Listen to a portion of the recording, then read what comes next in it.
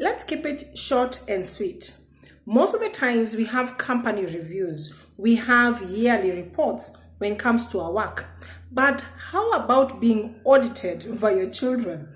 But aside from that, I'm not saying that they need to go through your accounts and everything of the sort. I'm saying, why not have a sit down? As I always encourage, family meetings, ideal, so that you can tap into each other's experience of how the family is running. Now, in this case, as we end the year or as we approach the end of the year and we are crossing over to 2023, by this time, most probably you have celebrated most of the birthdays of each member of the family. If not, it's coming. And hopefully, it's not in January when everybody says they're broke.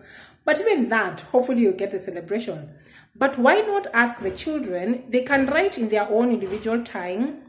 You're at work, they are home for the holidays. Why not ask them, by the way, what was the not so good, what was the fantastic, and what can be improved on? Like, let them do a self-inventory of themselves and brace yourself of you or how your parenting skills can be improved or altered or, I don't know, audited in one way and see how best you can do it. But this gives you a chance to see how your child has been experiencing life, how they have navigated their birthday, how they navigated the tough academic year, the fact that what they are looking forward to. So you're like, okay, what went right this year and what are you looking forward to? So they could be saying about their birthdays. So it gives you a hint of what do you start saving up for the birthday or for the next family holiday or whatever the case may be. But the main part I want you to especially have is get some feedback of what you're doing right. Parents, you are doing something right. If your child is alive, I know I've said that, but keeping them alive. And I'm hoping I do not hurt anybody by saying that. But I'm saying the fact that you have your child with you, you must be doing something right. For those who have gone through loss, I pass over my condolences. I did not mean to hurt anybody by saying what I just did. But I'm mentioning that we keep on looking at what am I not doing right? What should I be doing more of? Why not get feedback from your children? Like, I love the way that you cook for us or you buy us treats. Then you realize where you need to increase, where you need to decrease, where you need to, okay, this is interesting.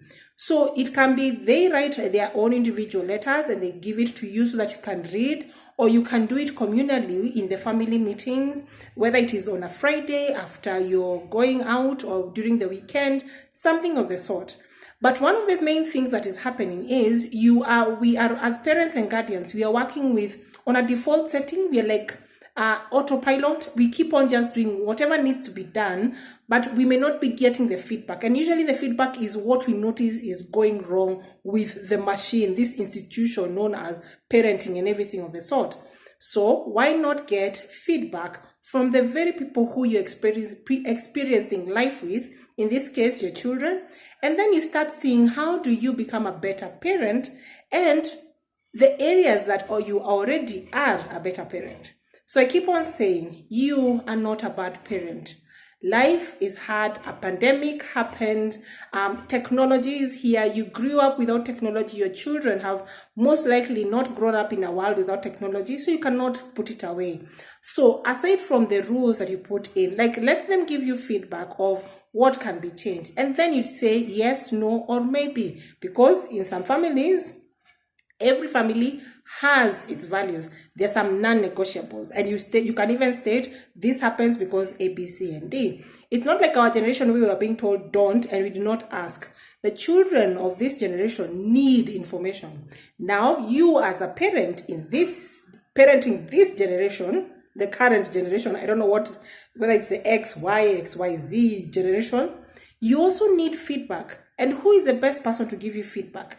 Yes, the outside world will tell you, you have a fantastic daughter, you have a humble daughter, your son is very bright, but hear it from your children. And what better way than doing a yearly review, and it can be done individually and then tucked in under your pillow at night, or it can be done as a collective, as a family, and you get to tap into each other's world, and then you realize, okay, we are doing life well. So for me, from whatever this is, I just decided to let you know that, by the way, get feedback, and the best people to give you feedback.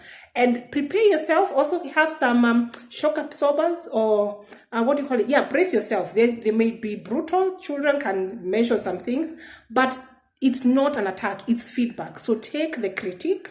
It's not criticism. Take the critique and then navigate with yes, no, maybe, this is because, this is why in our house. Then it becomes a discussion and not a push and shove.